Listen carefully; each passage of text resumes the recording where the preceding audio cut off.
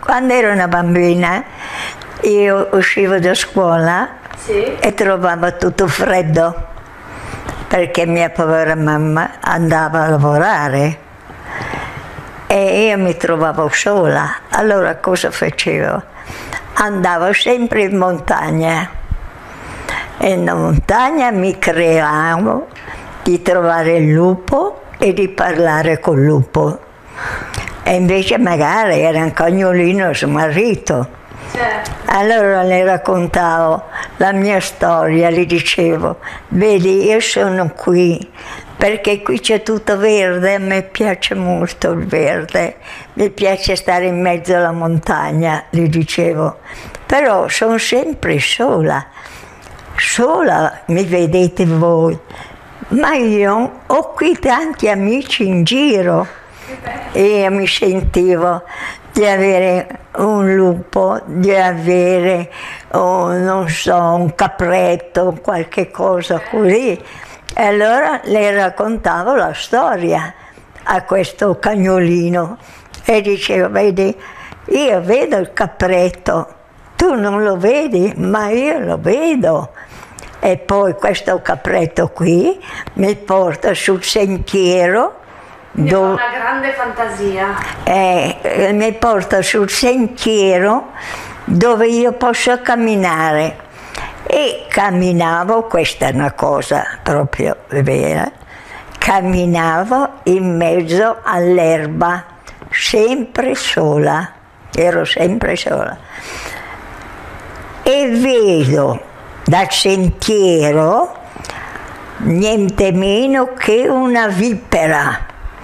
Era alta così, tutta arrotolata, che mi guardava e faceva così con la lingua, la vipera.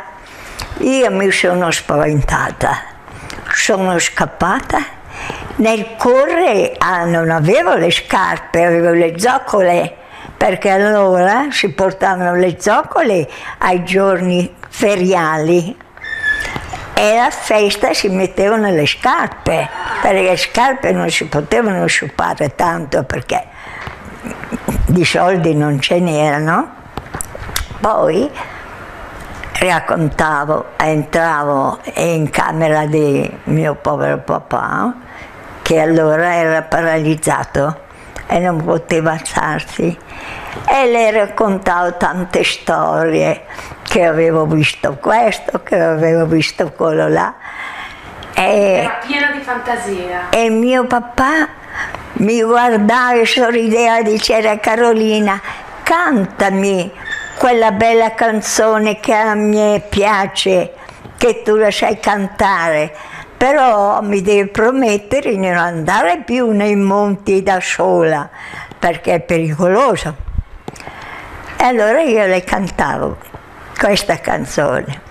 Tra le rose e le viole anche il giglio ci sta bene, noi vogliamo tanto bene agli amanti superiori. Io sbagliavo, dicevo amanti, mio papà rideva da matto, perché dicevo, e vuoi che io canti e poi tu invece ridi?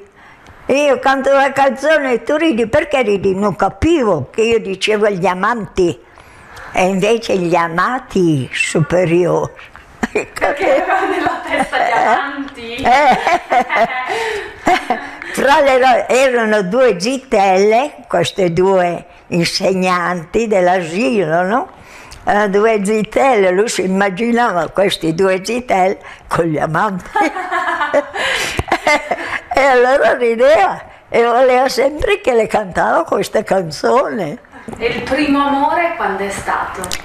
E il primo amore è stato con la fantasia, perché non so se avevo 10-11 anni, era una sorella maggiore di me che aveva il fidanzato. Dicevo, il fidanzato me lo faccio anch'io. Allora sempre in mezzo al verde, alla montagna, perché ero amante di questa montagna, immaginavo il principe azzurro.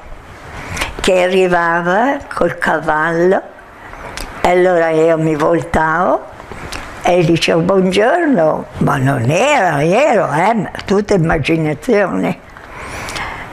E questo qui si fermava. Una volta ho trovato veramente un signore che era a cavallo, era sulla strada provinciale del mio paese.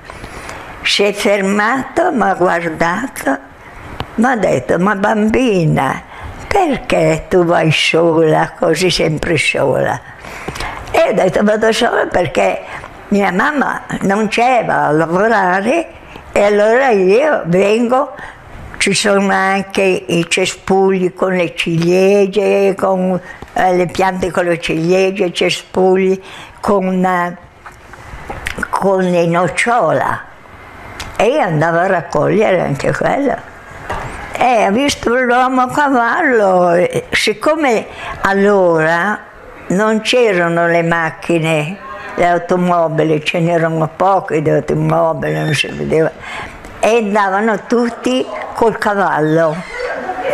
Andavano, per esempio, se era un signore, allora un bel cavallo, e altrimenti era anche il suo marello. Ma pensate che fosse il principe azzurro? Ecco, il principe azzurro, sì, quello che me lo sognavo, vedevo. E questo signore, me lo ricordo bene, si è fermato col cavallo, mi ha guardato, mi ha detto, bambina, ma dove vai così da sola? E ho detto, cammino. Vado a raccogliere le nocciole, perché allora è il momento delle nocciole.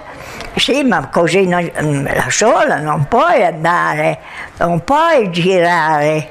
E queste sono le mie storie.